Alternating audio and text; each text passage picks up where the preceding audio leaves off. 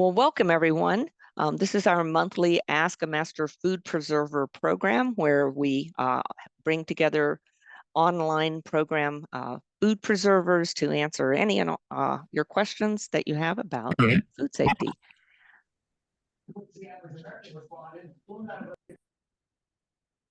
So I'm Marina Shea. I'll sort of be your MC for the evening. It really is just an open format.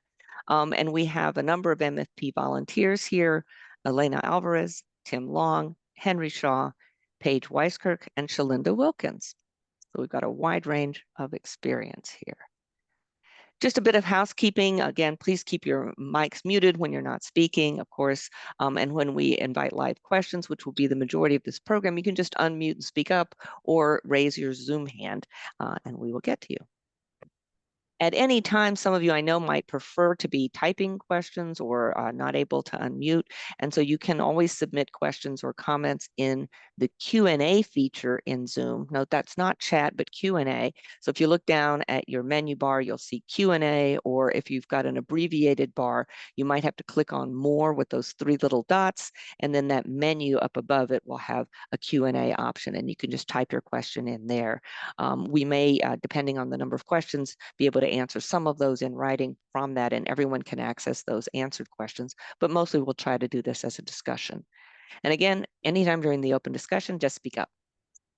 So who are we? The UC Master Food Preserver online program is a community outreach, online-based, grant-funded, volunteer program within the University of California Division of Agriculture and Natural Resources that provides up-to-date research-based information on food safety and preservation.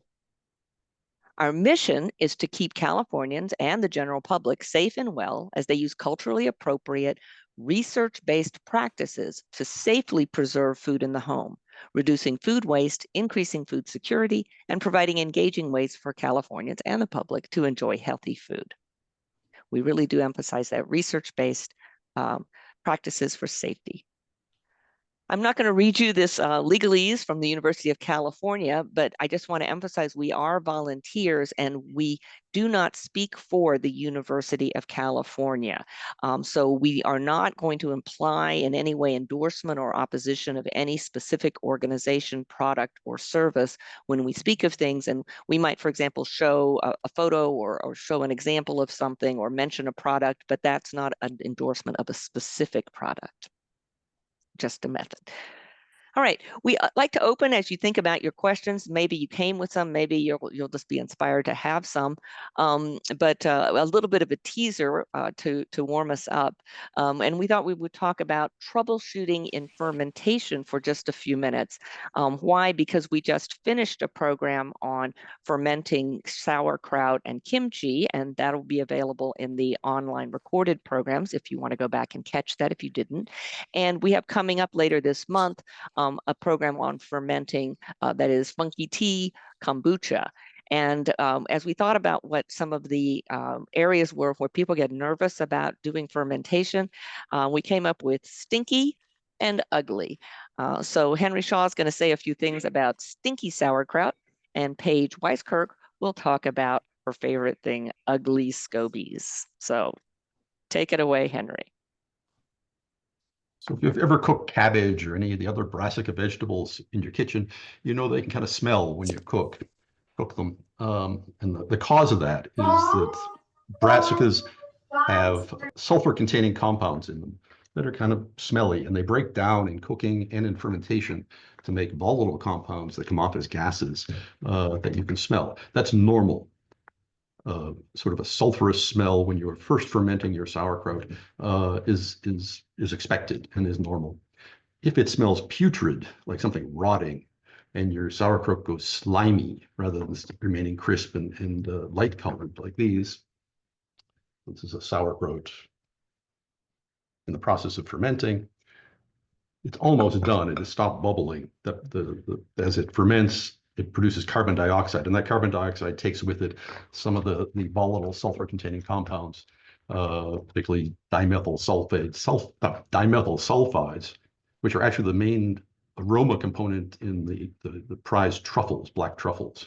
So some people find it very stinky, other people find it wonderful if you're a truffle aficionado. To minimize the smell, if it really is offensive to you, you can put it someplace where you're not, it's not near you. You put it down in your garage because you want to ferment them between about 65 and 75 degrees Fahrenheit. If it gets too hot, then it tends to soften and can spoil above 75 to 85 degrees if you're fermenting into those temperatures. Below about 60 degrees, it won't ferment at all or be very, very, very, very slow.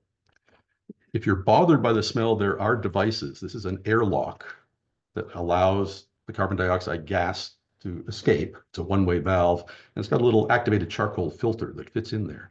So it actually does help reduce the smell considerably. But again, smelly sauerkraut is something to be expected early on in the fermentation process. After a few days, it shouldn't smell anymore. It should smell acidic because what's happening is bacteria that were present on the cabbage originally are fermenting the sugars in the cabbage to lactic acid. And that lactic acid is what makes sauerkraut sour. And it also is responsible for preserving it. By lowering the pH, making the sauerkraut more acidic, you are actually impeding the growth of other bacteria and yeasts. Eventually, it gets so acidic that the bacteria that are feeding on the sugars can't live anymore either. They can't metabolize either, and it goes dormant. That's all I had to say. Great. Thanks, Henry. That was stinky. Paige, why don't you take it away with ugly? Sure. So one of the other questions that comes up a lot with fermenting, especially with when we move to kombucha, is the notion of a SCOBY. And for those of you who are not familiar with a SCOBY, SCOBY is an acronym for pardon me, I'm trying to grab my big jar of them here, for a symbiotic colony of bacteria and yeast. So kombucha is fermented black tea. And what happens when you ferment the tea to make kombucha is that the beneficial bacteria and the yeasts grow essentially a scaffold. It's mostly cellulose on the surface of the product, which is what I have here. And it grows something that looks like this. But often when people are growing or brewing kombucha for the first time, as they see something like this starting to grow. This is a very mature SCOBY that I just showed you. And I have here in a jar an immature SCOBY, so what it looks like after maybe just 3 or 4 days. You see something like this that looks slimy, and it might have some spots on it. It's easy to think that something's gone wrong, that your kombucha is bad. And again, like anything that ferments, it doesn't smell great. It doesn't have a strong smell or a rotten smell, but it does smell like fermenting, like kind of an alcohol smell. And so you get something like this. And if you can, it's hard to, I wish you could feel it, but they're quite tough, SCOBY.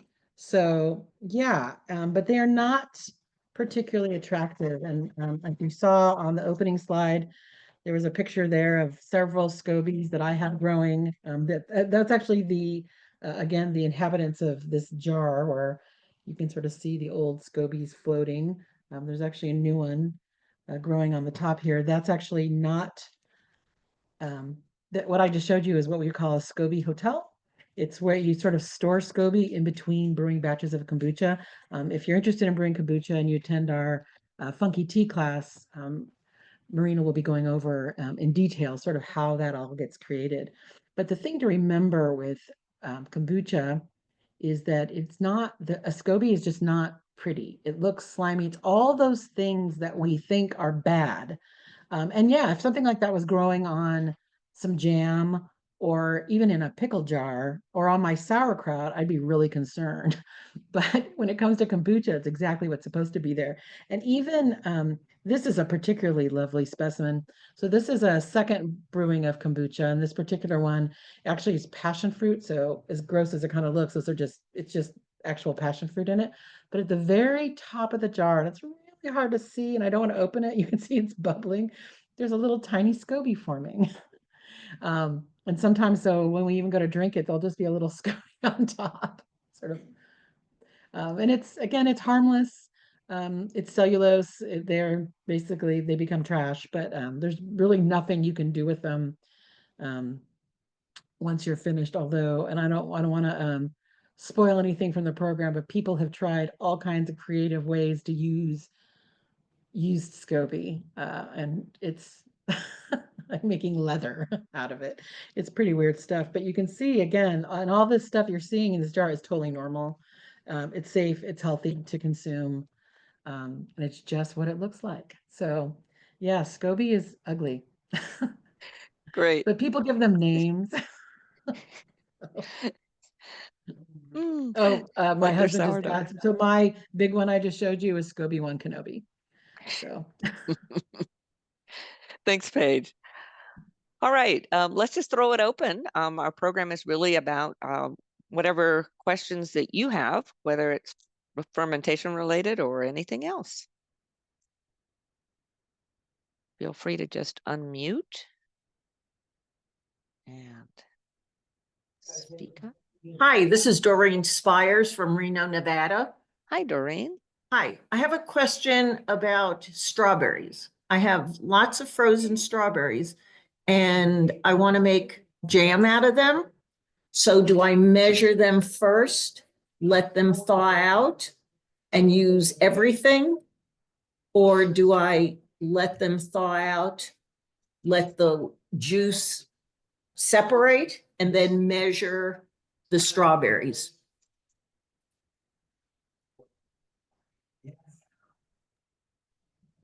I'll take that. How did you freeze them? How did you freeze them, Doreen? Ziploc bag. They're homegrown strawberries. As individually quick frozen. They're not cooked. They're not. No, they're Right, just yeah. raw frozen. Yeah. Paige? So assuming that they're hulled, no, Yes, you would they're actually cold. you would measure them before you could actually, yeah, you want to measure them before, because think about it this way, is that if you were using a fresh strawberry, you're using the whole strawberry. And Right, there's nothing new that you've introduced into that. That liquid was already there. It's just Right. because it got frozen, the cell walls have been broken down a little bit. right. That liquid is Okay. released. And It's that's what still I do. That's what volume I, of strawberry. yeah. So that's what I do with rhubarb. And rhubarb, you're supposed to measure frozen and then use it. So that answered my question. I'll just use them that way. If there's Thank any you. frost or freezer burn, you might want to wash that off before you use them. Yeah, well, yeah, if there's any ice crystals on there, I Yeah. would probably wash those off and then measure them and use it after they're thawed out.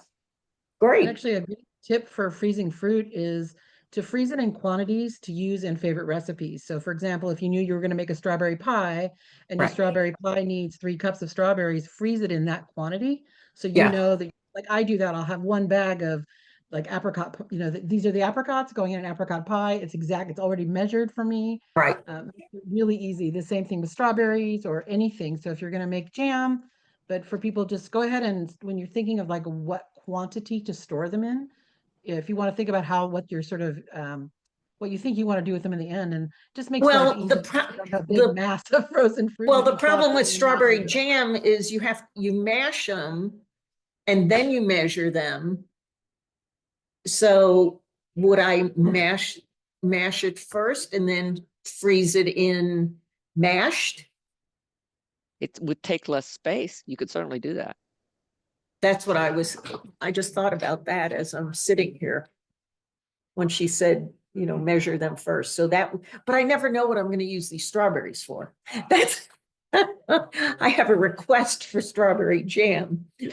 So that's why I do freeze the grape juice or can the grape juice that I harvest in quart jars, and so that'd be 4 cups, but And I know I need 5, so I'm always using a quart and a pint and leaving leftover. So, I think we're likely to have a program or two on preserving strawberries too, in different ways, probably in May. So stay tuned if you want Okay. other ideas. thank you. Other questions? What are you preserving these days?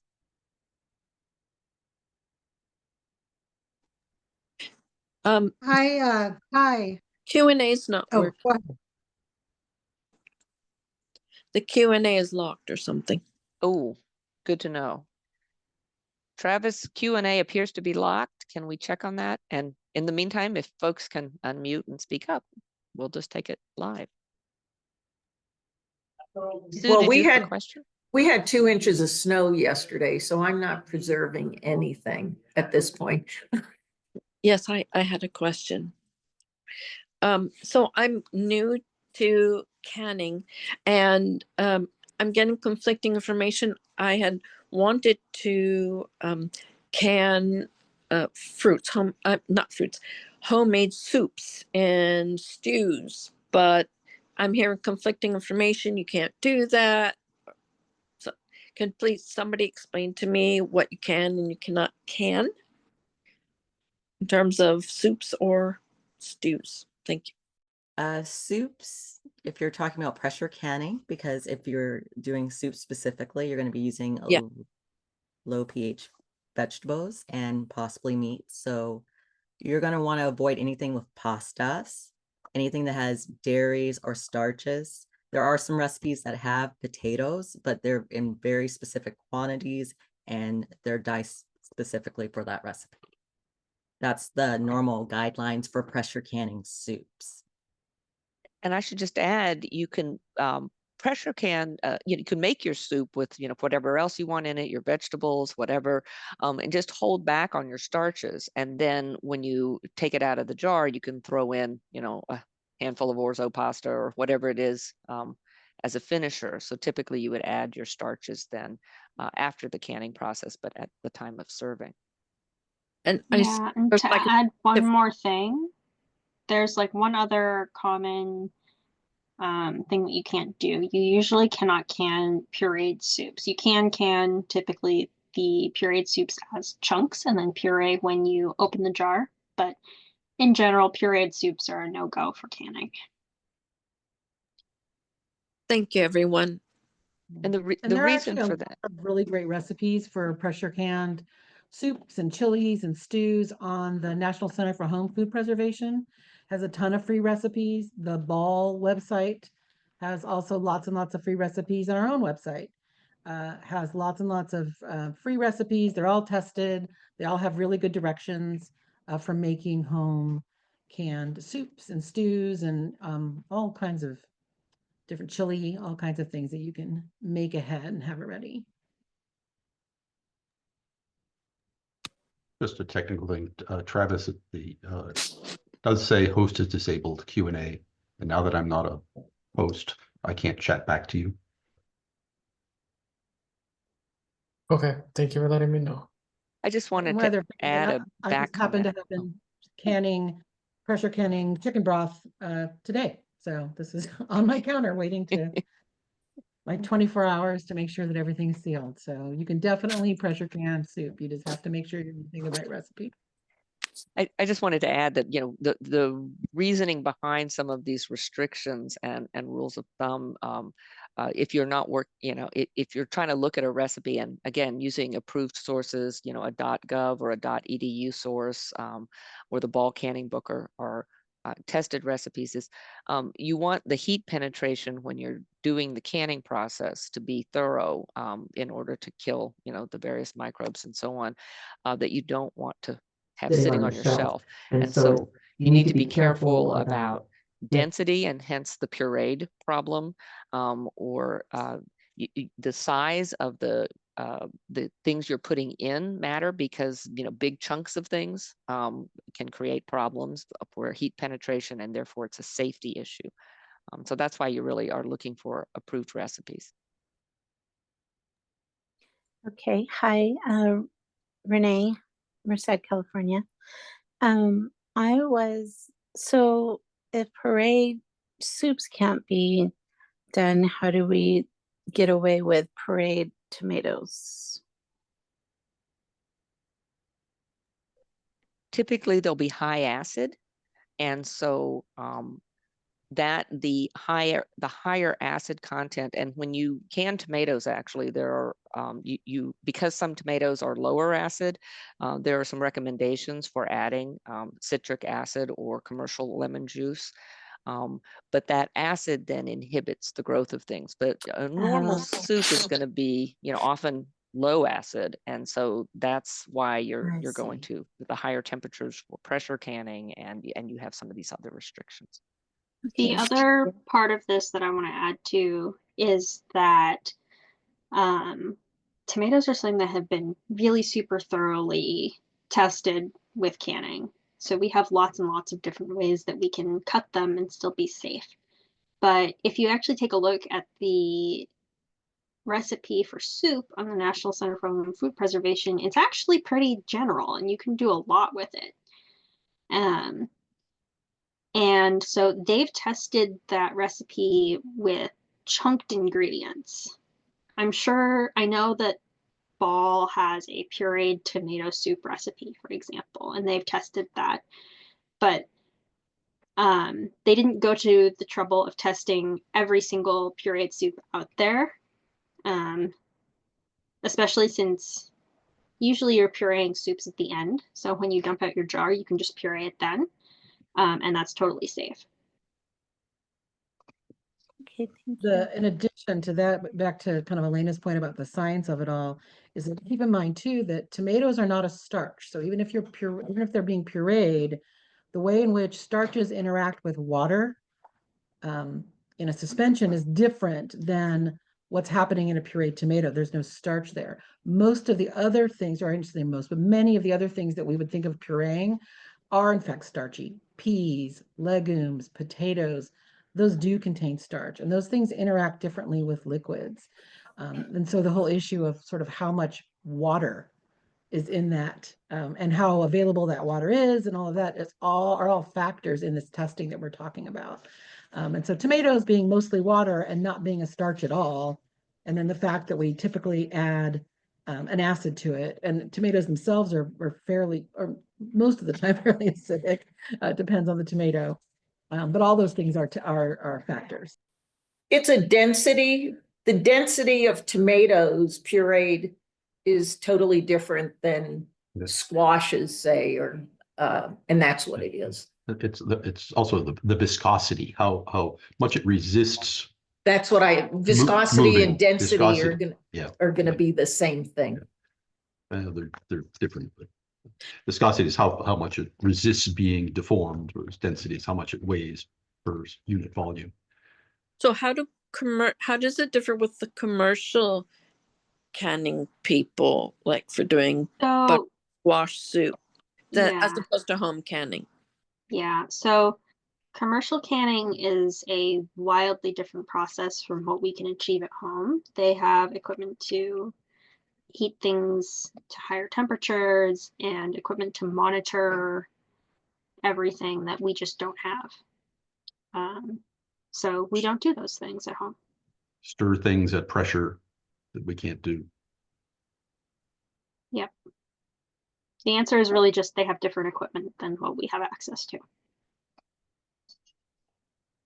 Ellen added a really nice addition to our conversation about canning soups. This is a great reminder that solids should only comprise half of the jar.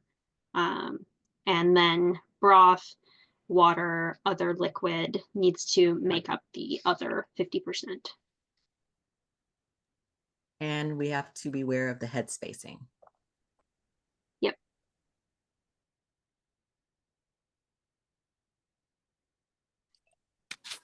I have another question. Yes. Or so I bought an all-American pressure cooker, and I've had it sitting for like 2 years now because I'm so intimidated verify it. So, are you guys going to be having a class about that? Actually, Monday, we April will the be. 21st. weights and stuff? It's Yep. coming up. So good. yeah, in April 21st, we will be having a canning basics low acid canning, which is going to talk about pressure canning. So you're in luck. All right, cool. Thank you. Where are you, Rain? Merced, California.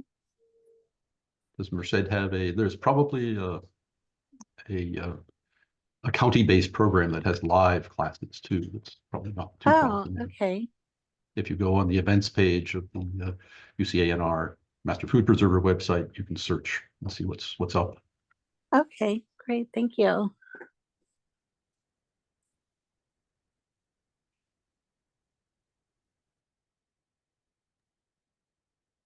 More thoughts?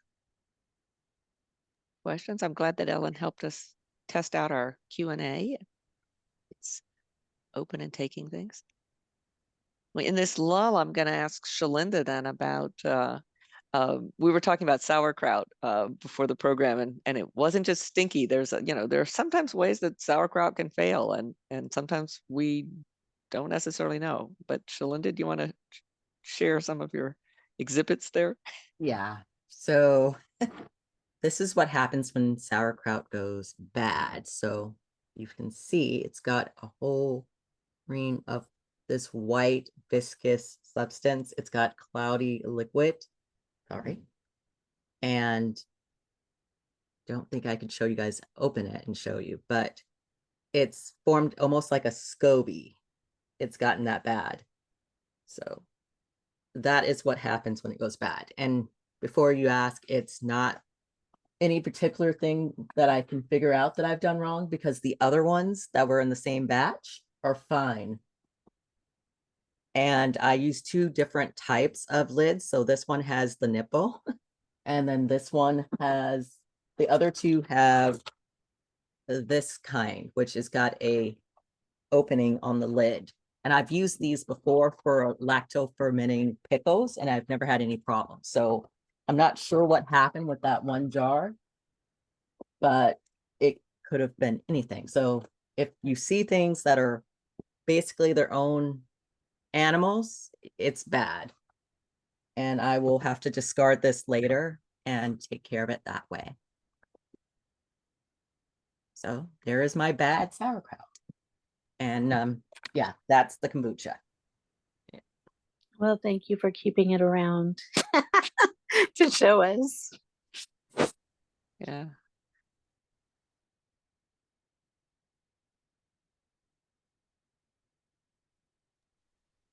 Hi, I'm Julia from Corning, California, and I have a question about grapes. We have a lot of grapes, and such an abundance of them. And I tried making jam without adding any pectin. Had anybody else ever done that? I mean, it worked. It worked pretty well. But it could have been better. So my question is that something you guys are familiar with? People say in the skin it has like an apple, it has a lot of pectin in it. So is that something that's like kosher to do, or is that sort of I should be adding pectin, I guess is my question. Was this a long cooked recipe, a traditional recipe? You cooked it for a long time and got it up to a ball Oh, stage, yes, or, boiling, it was cooking for hours. time. Yeah. No, not hours, but it was quite a long time. while. And then I just kind of blended it. But that's sort of the old traditional way of making jams, and it gives a Okay. product and it's fine. It gives a different flavor profile than doing a quick cooked jam that you've added pectin, additional pectin to. So if one tastes more cooked and tastes a little fresher, it's really a matter of taste and convenience, because it does take longer to do the long Yeah. Julia, cooked. I make a lot of jam and I almost never use pectin. So that long cook method, the key again is using a recipe that's meant to be made without pectin. You're going to be more likely to have success because the recipe will have been developed that way. And then something I have had good luck with also, there's a lot of pectin in the skin. There's also a lot of pectin in the seeds.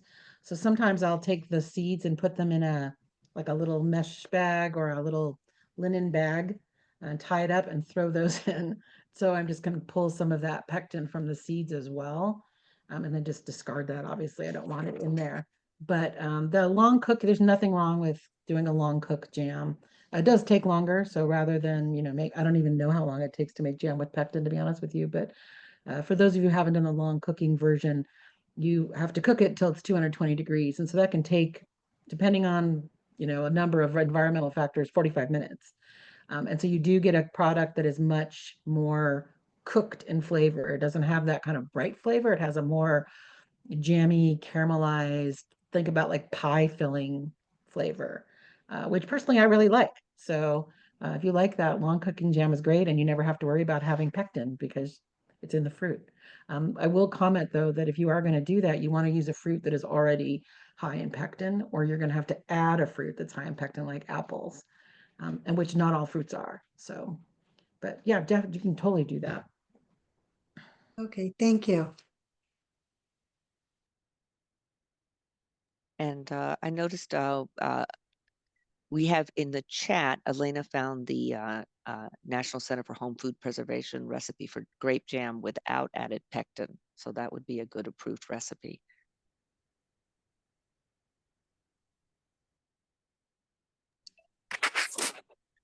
I have another question.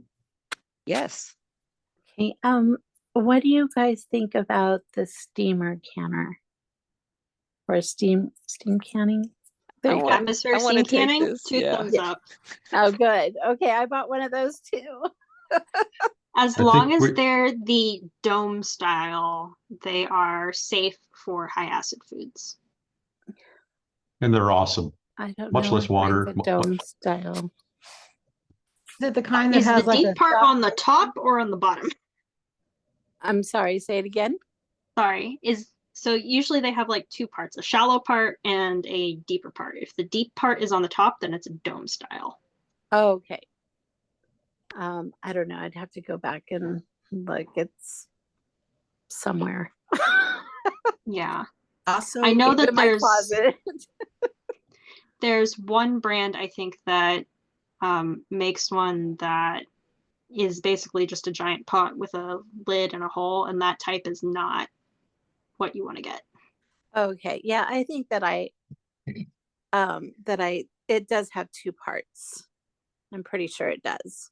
Yeah, it probably looks kind of like a, one of those things that you would store a cake in, cake transport. Right. And the bottom part is much, much shallower. So that's where you're putting your water that's making the steam. And then the dome just captures all of that steam. And it means it's much less heavy. It takes much less time to come up to temperature. It's so much easier to get your jars in and out because you don't have to clear this big, tall edge of a boiling water canner, or if you're using, your lobster pot or whatever. It's just, once you do it, you're probably never going to want to go back. The only caution, you can basically use an atmospheric steam canner for anything you would use a boiling water canner for, except if your processing time is more than 45 minutes. And that's just a hard stop that's put on it because of the possibility of the water boiling away completely. And if you run out of steam, then you're breaking your temperature, and then you'd have to start all over, and you would have really, really, really cooked things, but not that many things process for that long. If you're living on the top of Mount Everest or something, and if you're making, but it's great. So pretty much you can substitute safely anything in a boiling water canner recipe. You can just use the atmospheric steam canner. Really? Okay, cool. I'll ask the question to the other MFPs here. Is there anybody here of the MFPs who have a steam canner that have any regrets? Yeah. Like, I don't know anyone who's purchased a steam canner and used it who thinks nope, going back to the boiling water. I never used one until the MFP program, and I played with one in person, and it was sort of like, wow, I'm never going to do anything else.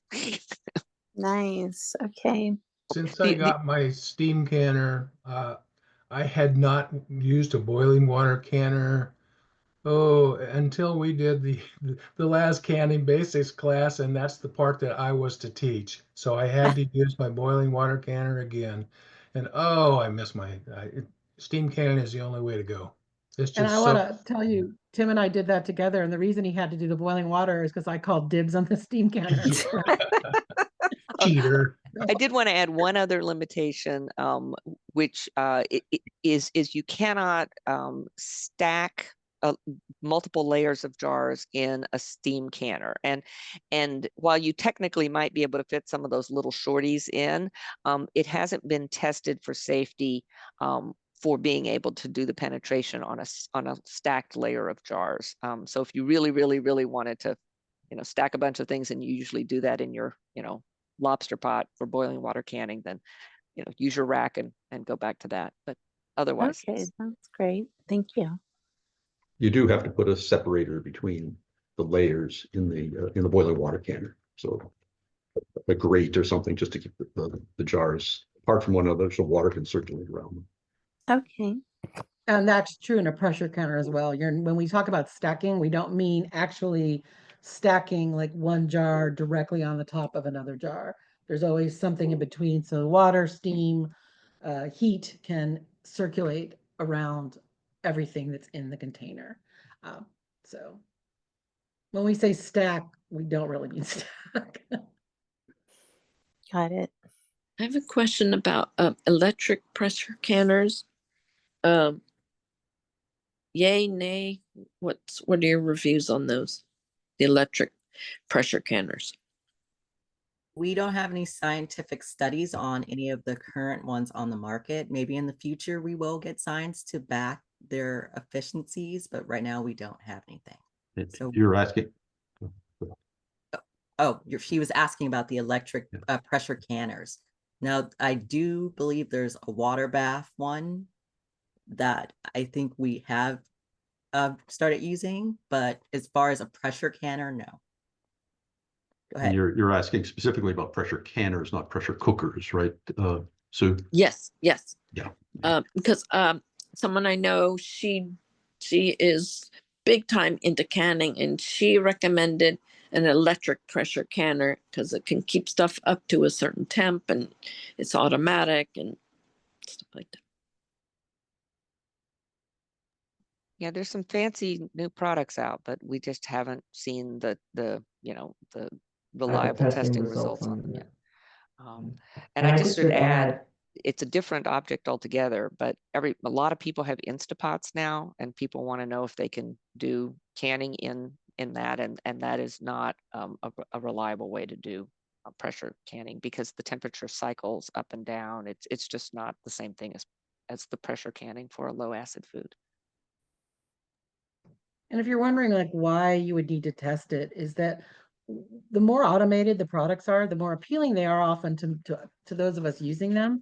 But understand that there are then so many variables that we just don't know. We don't actually know that this machine is actually getting as hot as it says it is. We don't know that it's holding the temperature exactly where it should for as long as it needs. Excuse my dog. For as long as it needs to. You're sort of completely reliant on the buttons and the lights on the front of the machine, which may or may not be calibrated correctly. And so part of the whole process of, a cooperative, the kind of a web of cooperative extensions across the country, along with the USDA, is to actually verify that what the machine says it does, it actually does. And while it may be less convenient to use, like I was pressure canning, again, I pressure canned broth today.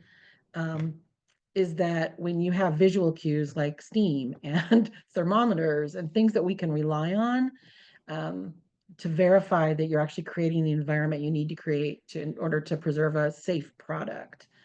So it's not, and with pressure, with all the, with things like electric pressure canners, they then have to not just check them, but also all the different brands.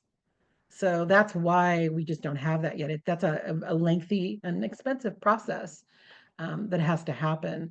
But there are too many unknowns with a lot of these fully automated products. And then to Marina's point about pressure cookers, even if they say they can pressure can, again, there's no test, there's no way to verify what the temperature inside is, what the pressure inside is, how long it's holding it there, if the temperature is staying even or if it's fluctuating.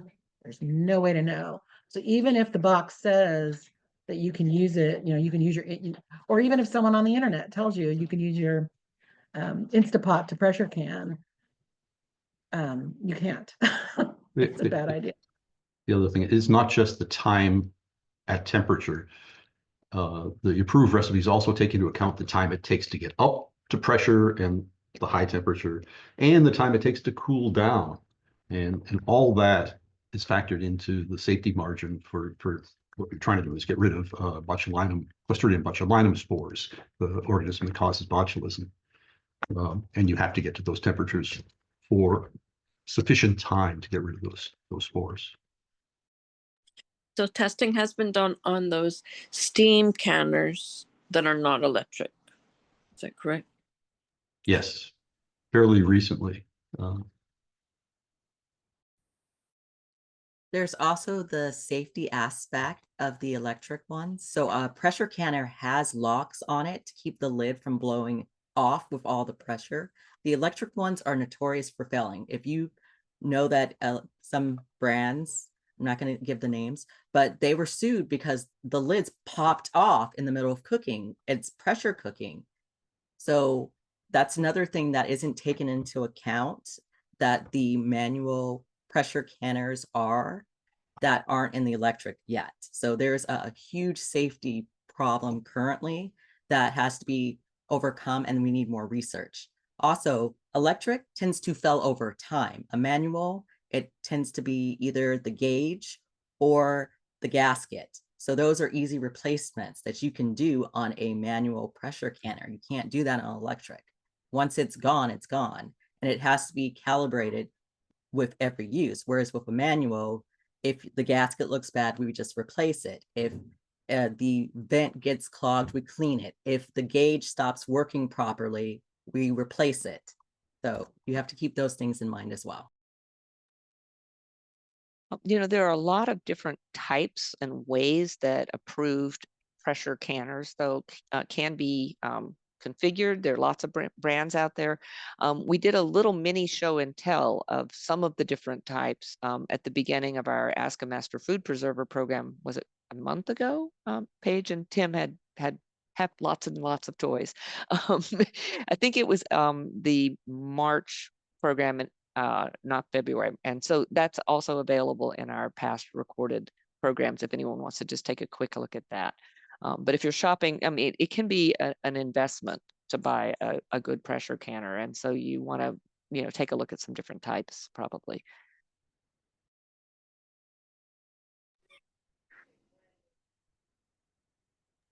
But they last a lifetime, and you still get parts for 50-year-old pressure canners. So it's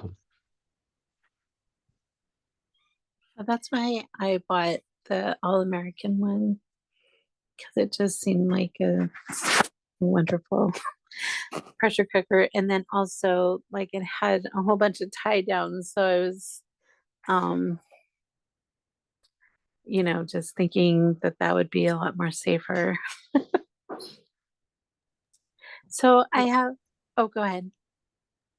I was going to say, to Shalinda's point and what you just said, Renee, though, is that the pressure canners, the manual pressure canners that are out on the market have been, around for a long time, and they have been tested, and they are very safe. They are not the pressure canners. So although there are pressure canners out there that have been around for 80 years, that's what most of us are using.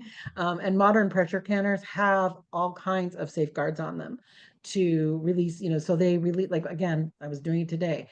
The pressure starts to get high, they release pressure. So they are very safe to use. And you have that advantage again, and they've just sort of been around for so long, and people have been using them for so long that they've worked all the kinks out. But they are very safe to use, the manual versions. Thanks, thank you. I can attest to the longevity of them. I have two pressure canners. One is an All-American and the other is a Presto, and they're both 50 years old. They are now weighted, they're both weighted gauge. So I don't have to worry so much about the gauge, or about the pressure gauge as I do the weight.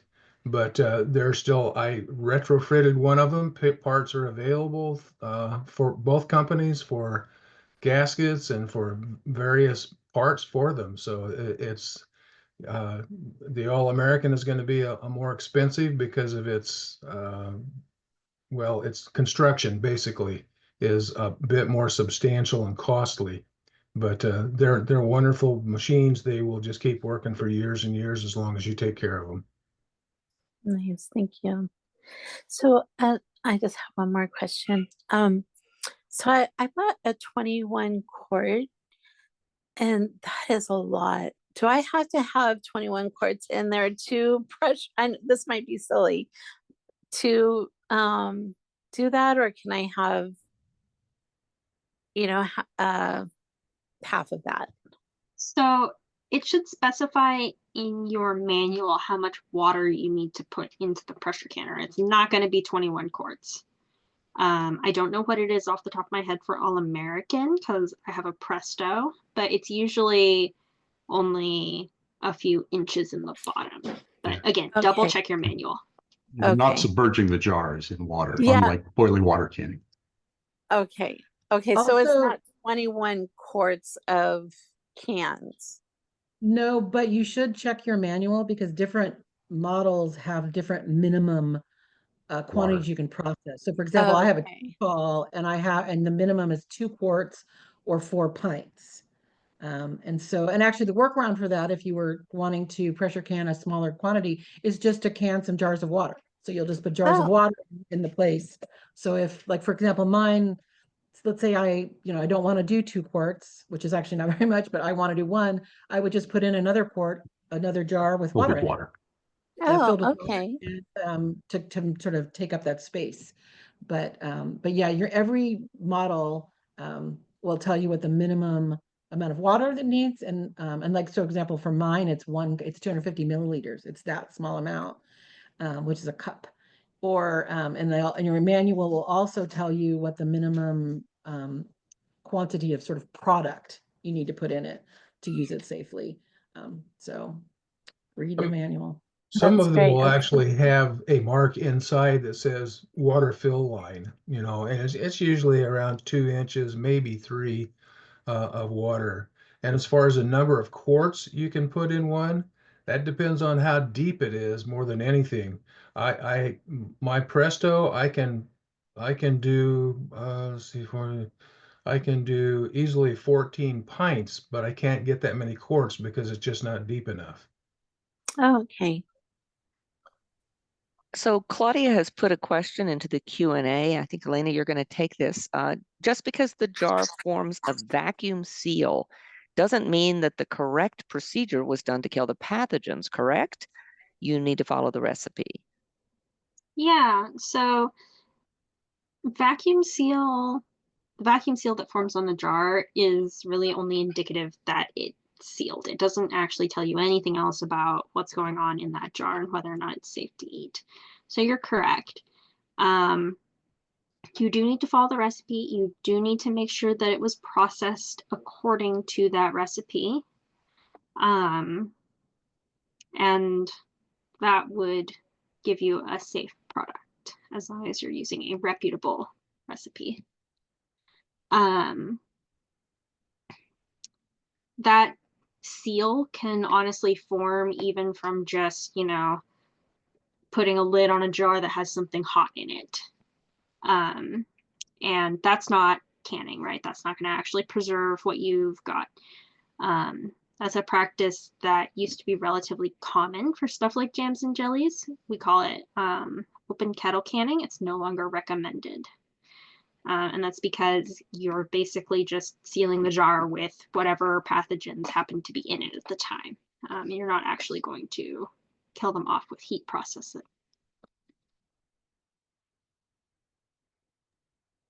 Great, thanks. Hope that helps.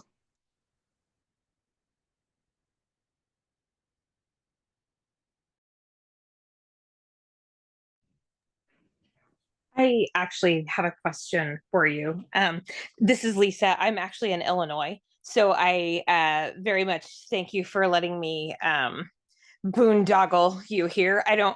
Illinois does not have a master food preserver program. And so I have to go elsewhere, but I work at my local health department and have somehow accidentally become the master canner there. So I'm, looking for a new job. But so I'm getting ready to host like this round table, and I'm trying to not teach people, but lead them to the correct resources. We get a lot of, but my grandma did it that way, and I've been doing it this way my whole life, and blah, blah, blah. So right now I'm kind of butting heads with somebody who wants to use the one-piece lug lids. They are a cottage food as well. And so I have finally, out of just I don't know how else to say it, but out of authority, I just said no. I've researched it. I talked to our friends over at National Center for Home Food, and it was a little bit more inconclusive. And so I said, just for the safety of things, I know they're cheaper, but I'm going to, until I can find further research supporting it, as your cottage food person, I'm going to go ahead and say no. You can be mad at me, and then if something changes, we'll figure that out. So I want to know if A, that was a good thing to stand my ground on, and B, every once in a while I'll find a recipe that has vinegar in it. And I also work part-time for a winery. And so I have a lot of lab equipment at my disposal. I know that we are at 5% with our vinegars, and I have some really nice flavored vinegars, and I cannot find on the bottle or on the literature anywhere what the percentage of vinegar is. So it's always been deemed unsafe because I didn't know it. But if I test it myself with the equipment at the winery that I work for, I mean, it's not just test strips. It's like, we have a full on lab, and it proves to be 5%. Could I consider using that? So on the lug lids, Mhm. we do not recommend using the one-piece lug lids for home canning. It's much harder to tell if they have sealed properly, if there's been a seal failure, etc. I'm sure you've researched this to death. Yes, yes. So that would be in line with our recommendations, although we are not cottage food Right. experts. I stuck with, like I said, I did the research. The person that sold them to him, he said, well, I asked her if she was really good at, quote, this kind of stuff, and she assured me that she was. And I said, well, then I think she must have thought you were asking about making a sale, as opposed to, so I've stood my ground with the one-piece lug lid and said no. I can call them and ask for their process authority, but this is a really small area with a very small health department. 2 of us are doing the work of 5, and we're hanging on. I don't have time to go through a process authority over a lug lid. So I've just said no and left it at that. Something else to think about, and I don't know if this would help your person or not, is that the reason we don't recommend certain things is because we haven't deemed them or haven't been able to Test it. prove that they're safe. Right. And part of that for someone who is looking to sell their product is there's a liability in selling, so I don't sell my jars and my jams and jellies, but I do share them with people that I care about. Right. And I'm not willing to take a risk with their health. Right. By deciding that it's like, oh no, it's fine. Right. So he is or she are going to sell it using a process that has not been deemed safe for home processing. Yeah. And and you might ask them like, what kind of gamble are you willing to take? Yeah, he just unfortunately, got somebody who claimed to be an authority, is in another state. And I said, and that was my way out of it. I said, well, cottage laws where we're at follow our ordinances, and per this is who we take direction from. And I got the backing to say no on that one. So but then I thought, oh, I probably better be able to speak to it a little bit more. And so I just wanted to double check about that. And then the vinegar. And I missed the beginning. What kind of vinegar is this? They're like a fancy little flavored vinegar kind of situation. I don't know. Is it a distilled vinegar base? Is it a grape vinegar? Is it Well, that is an excellent question. Cider vinegar? You know what? I actually don't know the point of origin on where the vinegar, what type of vinegar it was. And what's been added to it too. So it's correct. Yeah, you just engaged my thought process enough that I just answered all of my own questions. in general, even using things like wine vinegar in pickle recipes is not recommended. It even has the right acidity because there's some carryover proteins. Oh yeah. Potentially oils from the seeds, that aren't really taken into account. Yeah, that makes a lot of sense. I just didn't think it through that way. What we usually recommend is that you use most recipes, again, tested recipes will call for either white or like cider vinegar, and specialty vinegars as a flavoring agent, not as the preserving agent. So when vinegar is a preserving, you want to use those sort of really clean, very products like cider and white vinegar that are labeled at 5% acidity. But again, many of us have used recipes where we'll do something and then maybe you're adding a couple tablespoons of a banana vinegar or the balsamic or all kinds of stuff. But those are flavor agents, and then that's different. Then it's just there for the taste. Yeah. Okay. Cause I just, I really like to cook and I'm fairly good at it. And I've got some really fun, I'm involved in our Illinois products group and through our Stewardship Alliance. And so I have some really great access to some pretty amazing products. And I think, I don't know, I just went crazy when I bought them and I figured out what I'd do with them later. That's great. I'm going to step in really quickly though, because I'm concerned about our time, and we can stay on a little bit after, but I know some people have planned to sign off at 8. And so if you can let me intercede for just a moment, I want to make sure that you know how to find our future events. We've already mentioned these. Our second fermentation program is going to be on kombucha, and that's coming up online on April 17th. We've also mentioned the Canning Basics program, and that's the low acid canning. If you want to do high acid canning, you can look at our past events. And we've already put in the chat links for both of those. And then, of course, we have our monthly program. This QR code takes you to the current version. It's that we've just done a migration, and so there's a little bit of change, I think, still happening.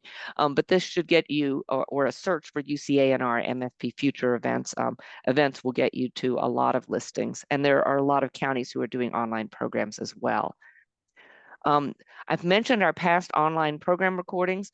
There is a link. It may or may not be fully functional yet on the new migration at the end of the events page, but we also directly, you can use this QR code to get to our past programs on our YouTube channel.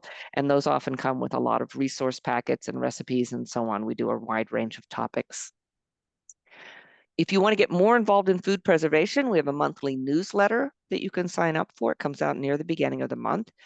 Like us on Facebook, and there's all sorts of little things happening there, bits and pieces, reels, fun facts, and so on. We have an Instagram account here. There's the QR code. We also have a way in which you can send questions to the help desk, and that's just by typing it in, and then you'll get a response if you don't want to wait and have a conversation at the beginning, at the first Wednesday of the month. Think about becoming a UC Master Food Preserver yourself. The program applications are in the fall, and the program runs through the spring. And then finally, we do need your input. You're going to get a brief survey that pops up when the Zoom ends, and we really appreciate you completing it. You probably don't need these slides because we've just been talking, but your feedback is going to be critical for our grant reporting and for the quality of what we're doing, and we really appreciate your time and interest. And so with that, I know some of you may need to leave, and Lisa, I didn't mean to cut you off. And so people want to continue conversation for a bit, we can do that. Thanks so much for your time. And I hope you have fun preserving. Question. How long do you keep your canned goods on the shelf? Like shelf life? Well, you want to store things usually in a cool, darkish place. You know, you don't want to make that nice, pretty vinegar something that you set in the window unless you intend for it to be a home decoration instead of a food product. Look at the recipes. They'll usually have a best by, sort of recommendation. So I think it depends a lot on the product. Do you have particular kinds in mind? No, I was just like in another group, they were saying that like traditionally canning has been used just like until the next season of stuff. So I was like intended for short term, and I was just fleshing out like, is that true or is that just a myth? Or Take it. Answer. As long as the seal is intact and it was processed properly, it actually has quite a long lifetime. It's safe to eat for potentially multiple years. The product quality may degrade though. It may get mushy, may discolor because there's still a little residual oxygen in those jars, and that oxidizes the food. So it's more a matter of quality than safety. We have Things stuff like that's 2 years spices. old. Things like spices can start to taste Odd. bitter off, or just like the flavor disappears. So it's maybe safe to eat, but maybe not enjoyable. I mean, pretty commonly you'll see about a year as sort of the best consumed within a year for flavor. It obviously depends a lot. I think we've had some jams that have gone for many years, and if you look at our past newsletter about, I don't know, 2 or 3 months ago, I think we had a recipe. It was either in the newsletter or it was in maybe our past Facebook, where there were some oat bars that you could use to get rid of all your old jams, jars of preserves, and turn them into finger food to take to your next party.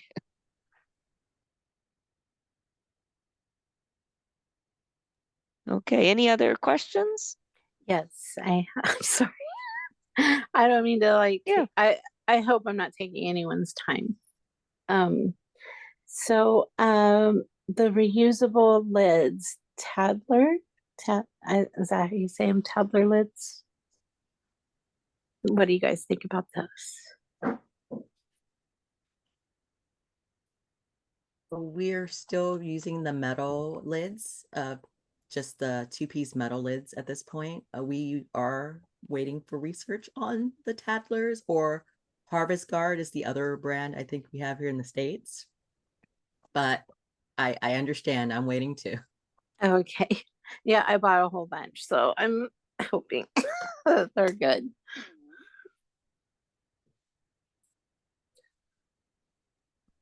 The advantage of the 2-piece lids is that they're cheap, and if you give away your stuff, you may not get back those reusable lids. So stuff That's you give right. away. Think about that. Right. Definitely don't do that.